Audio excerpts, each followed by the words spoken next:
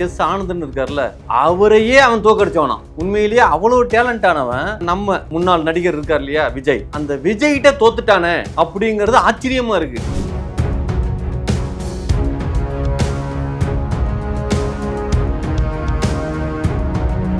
இந்த தமிழ்நாடு போலீஸையோ இல்ல மற்ற அமைச்சர்களையோ யாரையுமே நம்பாம ஒன் மேன் ஆர்மியா தலைவன் முன்னாள் நடிகர் விஜய் அவரு இறங்கி அப்படி தரவா வேலை பார்க்கறதுனாலதான் அவர் மாடு வேரம் போட்டு போயிருக்காரு தெரியுமா. மெரிபா பன்னீர் சோடா, ஐ ட்ரஸ்ட் மெரிபா. நிர்மல் குமார்னு ஒருத்தர் இருக்கார்ல, மின்வாரியத்துறை அமைச்சர், அவரு கண்டுபிடிச்சு சொல்லியிருக்காரு இன்னைக்கு திமுக காரன் பீஸ் கரியரை புடுங்கி வச்சிருக்கான் அப்படிங்கறதெல்லாம் இவ்வளவு பெரிய ரகசியம்லாம் பயங்கரமாங்க. அவங்களுக்கு தெரியாத உண்மை எதுவுமே கிடையாது. அது நிர்மல் குமாருங்கிற ஒரு நமக்கு கிடைச்ச ஒரு வரப்பிரசாதம். அவர்லாம் வேஷம் போட்டு என்னத்தை கண்டுபிடிச்சாருங்கிறத வர்ற 18ஆம் தேதி சட்டசபையில சொல்லுவார். சட்டசபை லைவ் கிடையாது. நேரிலையும் சொல்லியிருந்தாங்களே சார். பெட்டு உங்களுக்கு எனக்கு பெட்டு. எவ்வளோ கட்டிக்கலாம் சார்? எவ்வளோ கட்டிக்கலாம்? 10,000 ரூபா. 10,000 ரூபா கட்டிக்கலாமா? ஓகே. லைவ் கிடையாது மக்களே, பார்த்துக்கங்க. இந்த திருப்பு 18ஆம் தேதி சட்டசபை லைவ் கிடையாது. பெட்டு 10,000 ரூபாய். ஒரு மனுஷன் 24 ஹவர்ஸ் வேலை பார்த்துட்டு இருக்காப்ல. முன்னாள் நடிகர் விஜய் நைட்ல அவ்வளவு வேலை பார்க்கிறாரு. அப்ப அவ்வளவு வேலை பார்த்து வரக்கப்ப அங்க தலைமைச் செயலகத்துல கொஞ்சம் ரெஸ்ட் எடுக்கிற டைம் இருக்குல்ல, அந்த சேர்ல உட்காந்து அப்படியே ஆடுறாரு. அவ்வளவுதான். அதனாலதான் ஆடுறதுக்கு தான் அந்த ஆடுற சேர் வச்சிருக்காங்க. அதுதான் பண்றாரு. முன்னாள் நடிகர் ஏன் முதலமைச்சர் ஆனாரு? மக்கள் அவர் செய்வாருங்கிற நம்பிக்கையை கொடுக்குறாரு. புரியுதுங்களா? இந்த நம்பிக்கையை அவங்க கொடுத்தாங்களா? இது ஆளுங்கட்சியா இருந்துகிட்டு இருந்தாங்க. அவங்களாலேயே 2,000 ரூபாய் கொடுக்க முடியாது அப்படிங்கிறப்ப இப்ப கொடுப்பாரா அப்படின்னா கொடுப்பாரு. மக்களே 2,500 ரூபாய் பணம் வராதுன்னு நினைக்காதீங்க.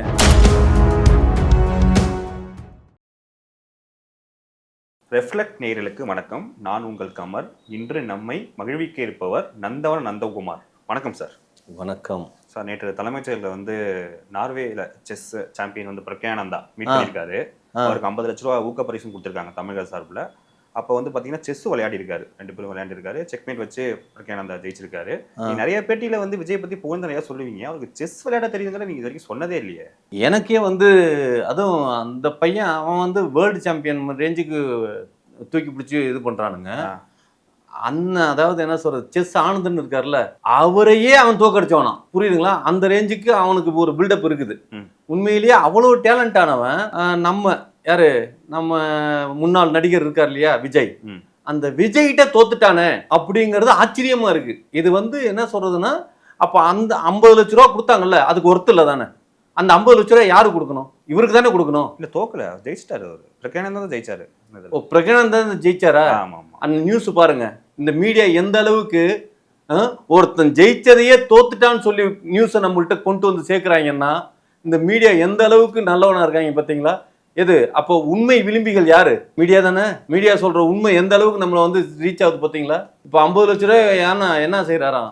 யாருக்கும் கொடுக்குறாரா? இல்ல சொந்த வீடு கட்டுறாரா? இல்ல ஆதவர்ஜுனுக்கு ஏதாவது அதுல கமிஷன் இருக்கா? அவர் அமைச்சர் இல்ல, விளையாட்டுத்துறை அமைச்சர்ல, விளையாட்டு ஒரு துறையில அமைச்சரா இருந்தாருன்னா, ஒரு நலத்திட்டத்துக்கு ஒரு பணத்தை ஒதுக்குறாங்கன்னா அதுல கொஞ்சம் எடுக்கிறது வழக்கமா இல்லையா? உண்டா இல்லையா? அப்போ விளையாட்டுத்துறை அமைச்சர் மூலியமா தான் அந்த 50 லட்ச ரூபாய் அவருக்கு போகுது. அந்த 50 லட்ச ரூபாய் ஏதாவது கமிஷன் போகுதா என்ன? அதெல்லாம் தெரியணும்ல. ஏன்னா இந்த அரசாங்கம், போன அரசாங்கம் பயங்கரமா கொள்ளடிச்சிருச்சு இல்லையா? அப்ப இந்த அரசாங்கத்துல இருக்கிறவங்க நேரடியா கொடுக்குறாங்களா? ஏதாவது செக்கு, சின்னதா இருக்கிற செக்கு அவங்க பேர்ல எழுதி கொடுத்தா அது உண்மை. இதுதான் செக்குன்னு சொல்லி பொம்மை செக்கு கொடுக்குறாங்கல்ல, அது பொம்மை செக்கு மக்களுக்கு மீடியாவுக்கும் போக்கஸ் பண்றீங்க. உண்மையிலேயே செக்குல என்ன எழுதிருக்கீங்க, எவ்வளவு கொடுக்குறீங்க அவர்கிட்ட? சரி, அவர் பணம் எடுத்ததுக்கு அப்புறம் ரிட்டர்ன் அவர்கிட்ட இருந்து எவ்வளவு வாங்குறீங்க? இதெல்லாம் மக்களுக்கு தெரியணும்ல. ஒரு வெள்ளை அறிக்கையான ஆட்சி நடக்கணும்னா இதெல்லாம் தெரிஞ்சுக்கணும்ல. புரியுதுங்களா? அதாவது எனக்கு தெரிஞ்சு நம்ம முன்னாள் நடிகர் விஜய் உத்தம புத்திரங்கிறது எனக்கு தெரியும். புரியுதுங்களா? ஆனா அவரு உத்தம புத்திரனா இருக்கிறாரா இன்னமோ? ஏன்னா மாத்திடுவாங்க. ஆமா, இந்த நல்லவனை கெட்டவனா மாத்துறதுங்கிறது சுத்தி இருக்கிறவன் மாத்திடுவான். அது மாதிரிலாம் நடக்குதாங்கிறது தெரிஞ்சுக்கணும். ஆமா, இப்போ விளையாட்டுல ஜெயிச்சதெல்லாம் சரி, பணம் வாங்கினதான் சரி, அந்த பையனுக்கிட்ட கமிஷன் வாங்கினாங்களா வாங்கலையாங்கிறது மட்டும் மீடியா கண்டுபிடிச்சு சொல்லணும். ஏதோ மீடியா கண்டுபிடிக்கிறாங்க. பத்திரிகையாளர் ஏதாவது காத்து புகாத இடத்துல கூட பத்திரிகையாளர் உள்ளார புகுவாங்களாம். கேள்விப்பட்டிருக்கீங்களா? புதுசா இருக்குதா? ஹலோ, உங்களுக்கு தெரியாதா? காத்து வாக்குல கேள்விப்பட்ட மாதிரி நீங்க எதை சொல்றீங்க? காத்து வாக்கல இல்ல, நீங்க ஒண்ணும் இல்ல, சில பத்திரிகை எல்லாம் எடுத்து பாத்தீங்கன்னா, ஆமா, யாரு பெட்ரூம்ல எப்படி இருந்தாங்கங்கிறத பத்திரிக்கையில தெள்ள தெளிவா எழுதியிருப்பாங்க. ஆமா. சரி சார், ரீசெண்டா வந்து டிவிகே ஆதரவாளர் வந்து அனந்தஜித்னு சொல்லியிருக்காரு. அதாவது வந்து விஜய் வந்து பெரம்பூருக்கு போறன்னு நினைக்கிறீங்களா, அவர் தமிழ்நாட்டுல பல இடங்கள்ல அமைதியா மாறு வேஷத்துல இருக்காரு, எங்கெங்கெல்லாம் ரோடு போடல, மக்கள் பிரச்சனைலாம் என்னென்ன அப்படின்லாம் பாக்குறாருன்னு. இது ஏதோ ஒரு படத்துல வந்து ஒரு சீன் பார்த்த மாதிரி ஞாபகம். உங்களுக்கு ஏதாவது விளங்குதா? இல்ல இல்ல இல்ல இல்ல இல்ல இது யாருக்கும் தெரியாத உண்மை. ஆக்சுவலா வந்து நல்ல ஒரு விஷயம் தெரிஞ்சுக்கங்க. ரத்தன் பண்டிட்னு ஒருத்தர்னு அவரோட ஆஸ்தான ஜோதிடர் இருக்கார் இல்லையா, அவர் ஒரு இடத்துல சொல்லியிருப்பார், 41 பேர் செத்துட்டாங்க அப்படின்னு வருத்தப்படாதீங்க. ஆமா, அது இந்த ராஜா யாரு, இந்த அரசன் ஜெயிக்கிறதுக்காக தன் நாட்டுல தன்னை என்ன சொல்றது இழந்தவர்கள். ஒரு ராஜாவை ஆகணும்னா ஒரு மக்கள் வந்து ஒருத்தனை ஈஸியா ராஜா ஆக்கிற முடியாதுல்ல, ஒரு உயிர் தியாகம் பண்ணி தானே ராஜா ஆக்க முடியும். அது மாதிரி 41 பேர் உயிர் தியாகம் பண்ணி தான் இன்னைக்கு ராஜாவாயிருக்காரு இவரு. புரியுதுங்களா? அப்போ ராஜாவானவர் என்ன பண்ணுவாரு, மக்களோட நலன் எப்படி தெரிஞ்சுப்பாரு? போய் வர்ற மாடு வேர்ல போறல, அவர் படம் நடிக்கிறப்பவே மாறுவடம் போயிட்டு உட்காந்து தான் படம் பார்த்துட்டு வருவார். இதெல்லாம் தெரியுமா? சொல்லியிருக்காரு, அவரே சொல்லியிருக்காரு, அவரோட நண்பர்கள்லாம் சொல்லியிருக்காங்க. ஒரு கட்சிஃபில் மாஸ்க் போட்டு தான் சார் பார்ப்பாரு. அது மாறுவடங்கிறீங்களா? இப்போ மாறுவடம்னா உங்களுக்கு எப்படி புரிய வைக்கனா, இப்ப ஐயா ரஜினி இருக்கார்ல, சூப்பர் ஸ்டார் ரஜினிகாந்த், இப்ப அவரும் வந்து மாறுவடம் போட்டு போவாரு. புரியுதுங்களா? அவர் மாறுவடம் போட்டு போறாருன்னா அவர் வந்து நீங்க நினைக்கிறது மாதிரி வந்து என்ன சொல்றது, அப்படியே எல்லாம் விக்கு எல்லாம் வச்சுக்கிட்டு அப்படியே படத்துல இருக்கிறது மாதிரியே போவாரு கிடையாது. அவர் படத்துல நடிக்கிறப்பதான் மாறுவடம் போட்டு நடிக்கிறாரு. புரியுதுங்களா? நேர்ல போறப்ப அதெல்லாம் கழட்டி வச்சுட்டு போனாவே யாருக்குமே இன்னும் தெரியாது. ஆமா, இப்ப ஒண்ணுமே சீரியஸா சொல்றேன். இப்ப நானும் ஐயா ரஜினி ஐயாவும் பக்கத்து சீட்ல உட்காந்து 2 பேரும் படம் பார்த்தோம்னா எவர் ரஜினின்னு குழம்பிடுவான். உண்டா இல்லையா சார்? முடியில்லாத ஒரே காரணத்துக்காக நீங்க ரஜினியோட கம்பேர் பண்ணிட்டீங்க பாத்தீங்களா? இல்ல அப்படி சொல்லாதீங்க. இப்ப இது கண்ணாடி தானே, இப்படிதான் ரஜினி சார் கண்ணாடி போடுறாரு. இப்ப அப்படி இப்படின்னு தெரியுமா, இப்படின்ட்டு டக்குன்னு போடுறாரு. சார் கண்ணாடி சுத்தல, நீங்க தான் சுத்துறீங்க. கண்ணாடி சுத்தல, நான் சுத்துறேனா? ஹலோ, அவர் மாதிரி நான் செய்யல, ஆனா நான் என்ன மாதிரி செஞ்சேன்ல. புரியுதுங்களா? இது மாதிரி ஒரு 6 வித்தியாசம் தான் அவருக்கும் எனக்கும். ஆமா, அவருக்கும் இந்த இடத்துல முடி இருக்காது. புரியுதுங்களா? எனக்கு இந்த இடத்துல இல்ல. அவரும் கண்ணாடி போடுவாரு. என்ன, அவர் போடுற கண்ணாடி ரொம்ப காஸ்ட்லியான கண்ணாடி. அது 6 வித்தியாசம் இல்ல, 6 ஒற்றுமை. 6 ஒற்றுமையா? ஏங்க, நாங்களாம் சின்ன வயசுல இருந்து 6 வித்தியாசம் தான் பார்த்துருக்கோம். 6 ஒற்றுமைன்னா இப்போ இருக்கிறது, இப்போ பள்ளிக்கூடத்துல அப்படி வரலாறுங்கிற ஒரு புத்தகத்தை ரிமூவ் பண்ணிட்டு சமூக அறிவியல்னு வச்சாங்களே, அது மாதிரி இருக்கு நீங்க சொல்றது. இல்ல சார், நான் கடைசி வரைக்கும் நீங்க ஆன்சரே சொல்லியே. என்னது? மாறுவேஷம் போயிட்டு எங்க போறாரு, எந்த இதெல்லாம் செக் பண்றாரு? மாறுவேஷம் போறப்ப கோட் சூட்லாம் கைட்டு வாரா? அது எப்படி உங்களுக்கு தெரியுமா? எப்படி சார்? அவர் ஆக்சுவலா சுத்தமா எல்லாத்தையும் கழட்டி போட்டு போயிடுவாரு.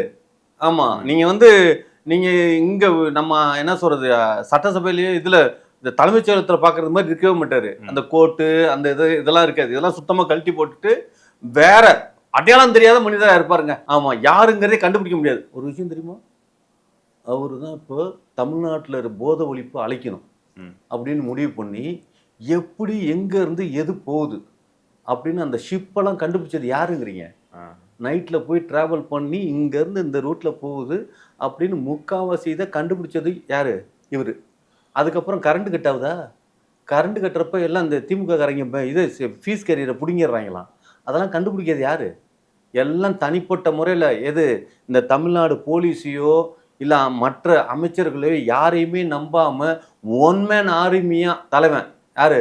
நம்ம முன்னாள் நடிகர் விஜய். அவரு இறங்கி அப்படி தரவா வேலை பார்க்கறதுனால தான் இன்னைக்கு அதெல்லாம் கண்டுபிடிச்சிருக்காரு. இதுக்காக தான் அவர் மாடு வேரம் போட்டு போயிருக்காரு தெரியுமா? இப்போ வந்து நீங்க ஃபியூஸ் கேரியர் பிடுங்குறதுலேயே நீங்க திமுக மேல பழிய போட்டீங்க. இந்த மின்வெட்டே திமுக தான் ஏற்படுத்துதா உங்களுக்கு? இது நான் சொல்லலைங்க. நிர்மல் குமார்னு ஒருத்தர் இருக்கார்ல, மின்வாரியத்துறை அமைச்சர், அவரு கண்டுபிடிச்சு சொல்லியிருக்காரு.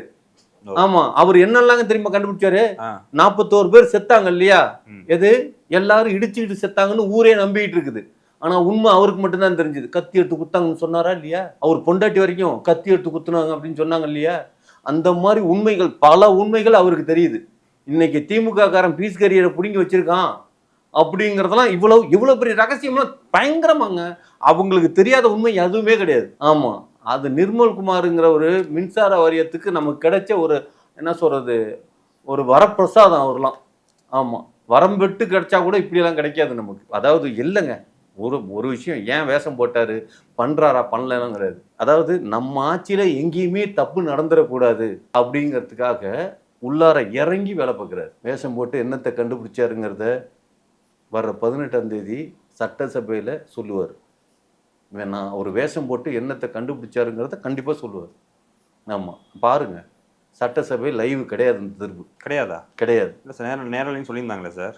சேலஞ்ச் பண்ணி சொல்கிறேன், பெட்டு கட்டுறேன். பெட்டு உங்களுக்கு எனக்கும் பெட்டு. எவ்வளோ கட்டிக்கலாம் சார்? எவ்வளோ கட்டிக்கலாம்? சீரியஸ் சார், எவ்வளோ கட்டிக்கலாம்? 10,000 ரூபா. 10,000 ரூபா கட்டிக்கலாமா?